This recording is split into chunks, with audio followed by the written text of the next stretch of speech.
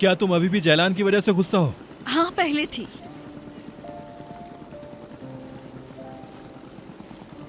लेकिन अब इससे फर्क नहीं पड़ता। लेकिन क्या? मेरे जहन में कुछ सवालात हैं। ये ठीक वक्त नहीं है, हम बाद में बात करेंगे। आज मैं बहुत खुश हूँ। यकीन नहीं आ रहा। मेरे ख्याल से अब तुम्हें यकीन आ जाना चाहिए, क्योंकि हमें बहुत कुछ करना है। वक्त कीमती है। अम्मी की जान,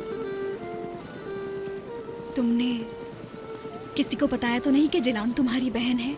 नहीं। किसी को मत बताना, ठीक है? वो क्यों? मेरे प्यारे से शेर, ये बात हमारे दरमियान एक राज है।